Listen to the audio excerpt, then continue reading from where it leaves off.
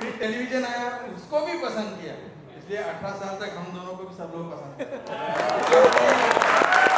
अब क्या है, कलर, अभी कलर का जमाना है, तो अगले 18 साल हम कलरफुल हो जाएंगे और सबको और इंटरटेनमेंट करेंगे। Thank you so much, thank you. आपने आगे बताना चाहूंगी कोमल हंसका ठाकुर जी, यानी कि हमारी Ambika rejected.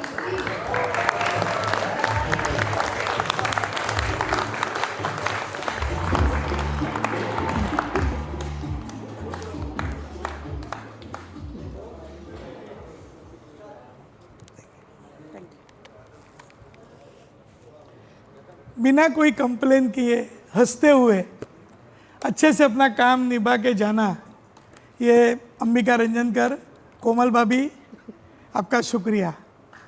Thank you so much. Thank you. हम लोग रोज कह नहीं पाते, लेकिन मेरे दिल में आप सब लोग के लिए उतनी इज्जत है। कोई ऐसा कुछ है नहीं कि भाई ये कोई ज़्यादा पसंद है, ये कोई इससे ज़्यादा बात करते हैं। सारे कलाकार को मैं एक समदृष्टि से देखता हूँ, इसीलिए अच्छा काम कर पाते। क्या हुआ हाथी भाई भूख तो नहीं सर, वो मेरे और नीचे के बीच की बात है, location. But thank you channel, thank you sir. 53 years की हो गई मेरी, वापस 18 साल की हो गई उसके बाद।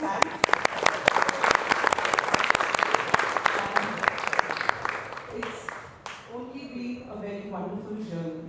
एक छोटे बच्चे को जिस तरह से ऑडियंस अपनाती है, गलतियां माफ करती है, प्रोत्साहन देती है, प्यार देती है, आशीर्वाद देती है, उसी तरह से आपने हम सबको यहाँ तक लाकर पहुँचाया, उसके लिए thank you so much.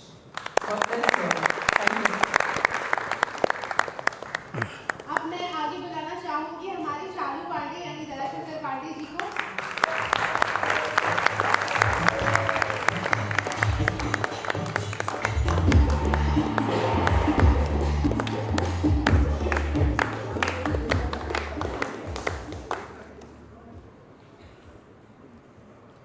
Thank you Pandey. हम लोग कॉलेज से साथ में थे और पहली बार मैंने कॉलेज में डायरेक्ट भी किया था। आज अभी तक साथ में काम कर रहे हैं। और जब तारक मेहता का उल्टा चश्मा चालू कर रहा था, मैं हर एक शो डिस्कस करता हूँ, एक क्रिएटिव डिस्कशन चलते रहता है। तो तारक मेहता में उनके बहुत सारे सुझाव थे जो काम में भी आए और बहुत अच्छा सपोर्ट मिला। और चालू पांडे का किरदार ज़बरदस्त तरीके से, लोग बोलते हैं चालू पांडे आता है मज़ा आता है, तो बहुत अच्छा करते हैं, बहुत बिलीव से करते हैं। Thank you Pandey, thank you Dayashankar Pandey. अगर इजाजत हो तो मैं भी बोलूं, थोड़ा लंबा होगा, आप नहीं थोड़ा तो हम कॉलेज में साथ में थे, पर इस देश में दो अद्भुत लोगों का मिलन हुआ जिससे आज ये मनोरंजन का सागर आज भी हमारे बीच में रह रहा है। और वो है दो विभूतियां, हमारे शो के क्रिएटर और प्रोड्यूसर आसिफ मोदी जी और एक बेहतरीन देश के और दुनिया के कलाकार दिलीप जोशी जी का मिलन हुआ। और इन दोनों के मिलन से इस देश में बहुत ही अच्छा मनोरंजन दिया गया। आसिफ भाई ने जैसे कहा कि उनका पहला शो हम सब एक है, ये दुनिया है रंगीन, माय बेबी वंडरफुल, और आज तारक मेहता का उल्टा चश्मा। कई लोग हमसे पूछते हैं कि हम सभी कॉमेडी करते हैं और शो बनाते हैं, तो 5 साल के ऊपर या 7 साल 8 साल के ऊपर क्यों नहीं चल पा रहा है? 18 साल तुम्हारा ये शो क्यों चलता है? आसिफ मोदी ने ऐसा क्या कर दिया है? तो आज मैं वो राज खोलना चाहता हूँ। भाई तू राज खोलने मत बैठ भाई। ओ इधर मेरी मम्मी बैठी है, इधर वाइफ बैठी है, भाई बैठा है, अपने राज मत खोला कर भाई। मैंने गलती हो गई, कॉलेज से मेरे साथ में बोला। हाँ बात ऐसी है कि इस शो में आसिफ भाई ने बहुत लोगों का कल्याण किया है, अरे भाई किया है, तो और लोगों का भी शो चलेगा और उनका भी कल्याण, और इस भावना से मैं बता रहा हूँ। राइटर एक स्टोरी लेकर आता है, आसिफ भाई सुनते हैं और कहते हैं लिखो, लिख कर लाता है, फिर सुना है, आसिफ भाई कहते हैं और एक बार लिखो, फिर राइटर लिख कर है, आसिफ भाई कहते हैं और लिखो,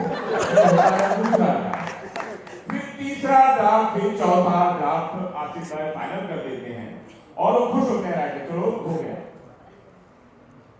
पूरा प्लानिंग होती है, नेक्स्ट शूटिंग प्रोडक्शन काम करता है कि कौन किसे कौन, इतना कुछ करने की जिस प्रोड्यूसर में ताकत है वो करे और 18 और 20 साल शूट चलाए।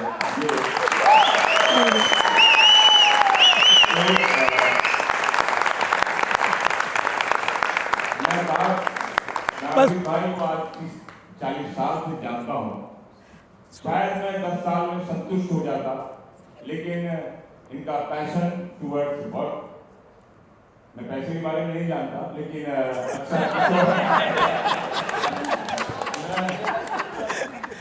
बट शो को बेस्ट देने की ताकत और भूख मैंने और लोगों में नहीं देखी, इतना आसिफ में देखी है। वो भूख है कि मेरा बेस्ट होना चाहिए, उसमें उन्होंने अपने स्वरूप, अपने व्यवहार, अपने रूथलेस भी हुए, कई लोग हर्ट भी हुए, लेकिन मुझे लगता है कि कुछ सुख पाने के लिए कुछ दुख सहना पड़ेगा और भगवान करे इतनी शक्ति आपको दे, पूरी टीम को दे और इसी तरह हम लोग हंसते खेलते मिलते रहे और काम करते रहे। मत करना, ये बात कड़वा सत्य है, याद रखना। चलिए आगे बढ़ते हैं और मैं एक ऐसे शख्स को बुलाऊंगी जो अच्छा साथ साथ बड़े हुए हैं। प्लीज वेलकम शाक्षा यानी कि गोगी।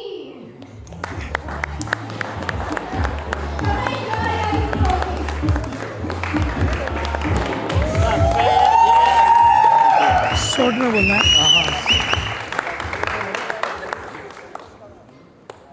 गोगी, वाह गोगी, ले पकड़ दो। एक एड आया करता था 2008 के पहले, एक मजदूर माँ होती है और एक बेटा होता है जो रोटी वायर से सेक के, हेवल वायर का एक एड हुआ करता था, तो ये लड़का था और मैंने एड में इसको देखा। मैंने टीम को बोला कि ये लड़के को ढूंढो, ये जो मासूमियत है, अभी तो मासूमियत चली गई है, अभी बड़ा हो गया है, तो ये जो मासूमियत थी, 9 साल का था मुझे लगता है, 7 साल, तब से लेके अभी तक, अभी तो देख के भाग जाते हैं, पहले मैं आता था तो मिल के गले मिलता था, मिल जाता था, आसिफ भाई आसिफ, अभी बड़े हो गए, अभी बच्चे सुनते नहीं, अभी पहचानते भी नहीं है। आपने क्या किया हमारे लिए? हाँ नहीं, तो बहुत, इतना साल एक छोटे बच्चे से लेके ऊपर तक यंग हुआ, इतना दुनिया देखी, बहुत लोगों ने बोला होगा अभी तो बड़ा हो गया, अभी क्या तू गोगी गोगी करता है, फिर भी अपना हौसला नहीं छोड़ा और बहुत मेहनत करता है। और इतनी बड़ी टीम है, हमारे बबीता जी ने बराबर कहा, इतनी बड़ी टीम है, कभी किसी को कुछ छोटा मोटा लग जाता होगा, होता है जब परिवार इतना बड़ा होता है। 28 आर्टिस्ट का कोई सीरियल बताओ तो होता है, 20-21 मिनट के एपिसोड के अंदर, वो भी कॉम्बिनेशन होता है, तो एक अलग ही मेहनत होती है, एक अलग ही मेकिंग होता है। तो कभी भी कुछ भी हो, कोई कंप्लेन नहीं, कुछ नहीं। Thank you Gogi, thank you समय, थैंक यू। मैं 7 साल का था, फिर 8 साल का हुआ। 7 साल का था मैं शो में आया और मुझे और कुछ भी याद नहीं है अपने लाइफ में, लेकिन जब मेरी आंखें खुली, जो मेरी याददाश्त आई, तो वो कैमरा था और 2 लाइट्स थे जिसके सामने मैं खड़ा था। तो वो वहाँ से खड़ा रह पाया क्योंकि आसिफ सर ने वो स्पार्क देखा और आसिफ सर ने मुझे सिखाया कि खुद पर विश्वास कैसे करते हैं।